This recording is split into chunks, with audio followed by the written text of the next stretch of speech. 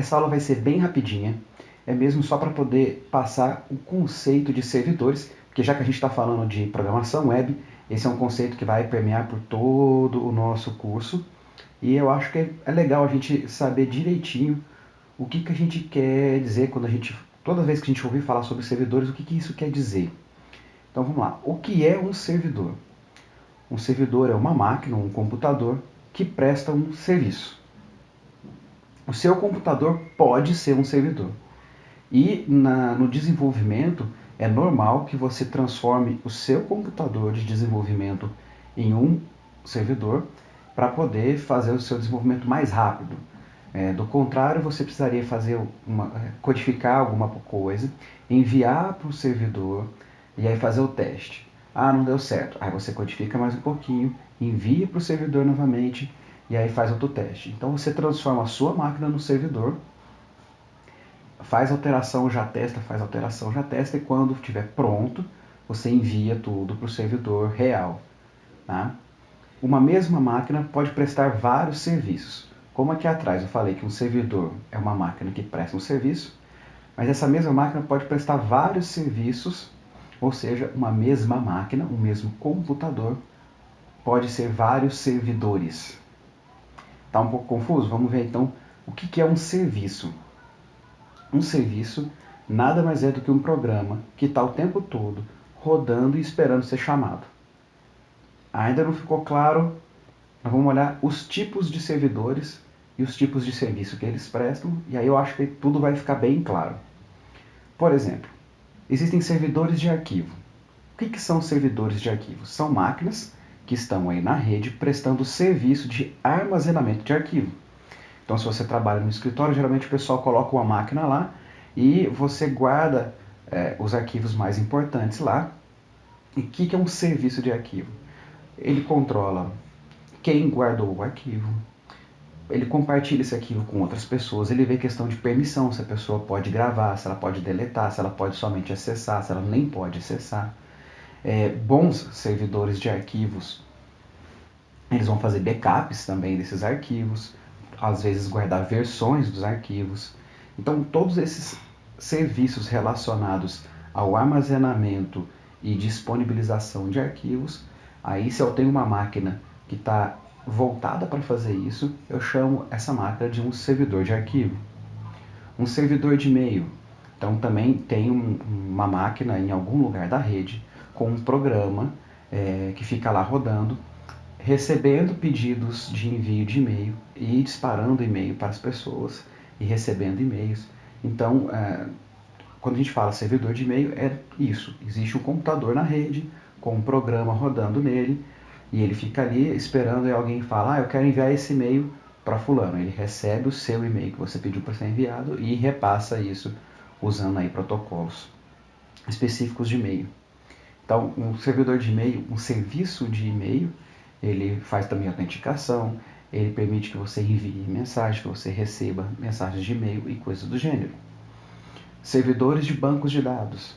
Então, também uma máquina na rede, rodando aí um serviço de banco de dados, onde você vai se conectar e solicitar que ele te envie dados que estão lá armazenados, ou enviar um conjunto de dados para que ele armazene. Ele vai indexar esses dados para ser acessado mais rápido. Às vezes ele vai fazer backup também. Ele vai controlar se a pessoa que está tentando acessar aquele dado tem permissão. Então são serviços que fazem parte de um servidor de banco de dados. E um servidor web. Servidor web é o servidor de aplicação que a gente costuma dizer. Ele é um serviço, é um programinha que fica ali também rodando, e toda vez que alguém tenta acessar uma página na internet, se for aquele servidor chamado, então vamos dar um exemplo aqui, se você digitou lá aprendendovozalta.com.br, você foi direcionado para um servidor web, e esse servidor web está lá esperando, ele é chamado, opa, o aluno tal está acessando aqui a página principal, e o que um servidor web faz? Ele fornece esses arquivos para você, para sua máquina. Ele fornece o HTML, como a gente viu nos exemplos anteriores. Ele fornece as imagens. Ele vai enviando para o seu navegador o conteúdo web.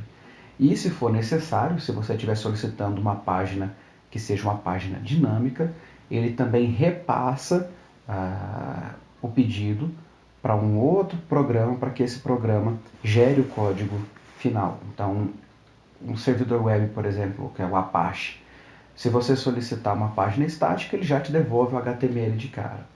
Aí supondo que você solicite então uma página com o final PHP. Aí ele está configurado, ele sabe que ou página PHP, eu não posso passar o arquivo fonte para o usuário final. Eu tenho que primeiro passar esse arquivo para um programa chamado PHP. O PHP vai interpretar esse código, vai gerar um HTML para mim, isso é o Apache falando. E aí eu vou entregar para o browser, para o navegador do usuário, esse HTML já processado.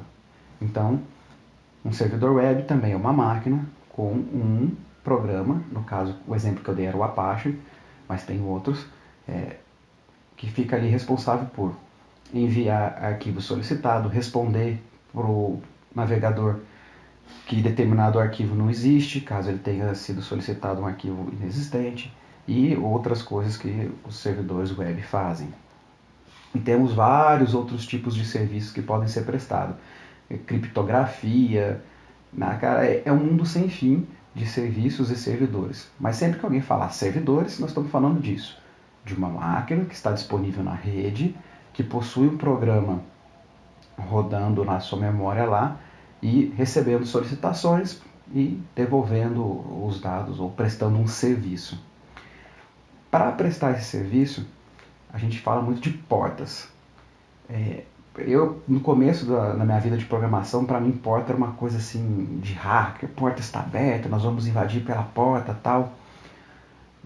Mas assim, na verdade porta é só um código que vai identificar qual serviço vai lidar com a informação que acabou de chegar. Então, se eu tenho uma máquina com vários serviços rodando e chega um pacote de dado para ela, chega uma solicitação, eu quero a página index.html. Como é que ele sabe qual serviço vai lidar com essa solicitação? É porque geralmente nesse pedido, nesse pacote de dados que chega para o servidor processar, vem o que a gente chama de porta. É um código falando, olha, isso aqui é uma solicitação do tipo 80. E ele vai falar, tipo 80? Bom, quem que está escutando a porta 80? E aí ele descobre lá, é o Apache. Então, Apache, esse pedido aqui é seu. Ele está solicitando alguma coisa para você. Ah, não, chega ali um pedido, ele abre, o computador vai abrir esse pacote, o sistema operacional vai abrir esse pacote, vai olhar o tipo, vai olhar a porta, e vai dizer, veio na porta 3306. Tem alguém escutando a porta 3306? Ou seja, tem algum serviço rodando aqui na minha memória que é responsável por processar os dados que chegam com esse código? Aí ele olha na lista dele e fala, tem sim, é o MySQL. Então ele passa esse pacote de dados para o MySQL. Então porta é isso, é um código identificador, né, para que o computador que recebeu aquela solicitação saiba para quem ele vai passar. Existem portas padrão. Então, por exemplo, quando a gente está falando de HTTP, de páginas web, tá, a porta padrão é 80. E quando a gente está fazendo o teste, a grande maioria das pessoas vai usar uma porta 8080. Então isso é padrão. Se você for lá digitar aprendendemvoz-alta.com.br e der um Enter, o seu navegador já automaticamente embute lá no pacote, que ele, na solicitação, o aviso de que é na porta 80. Então, por isso que você não digita 80 no final lá, mas ele está informando isso ali por trás das cortinas, ele está informando essa porta para o servidor. É necessário ser 80? Não, eu posso configurar o meu servidor. Eu posso dizer, você é um servidor web, mas ao invés da porta 80, você vai escutar a porta 3000. E aí você tem que, a pessoa que vai solicitar o dado, ela tem que informar que ela não quer mais na porta padrão, que ela quer agora na porta 3000.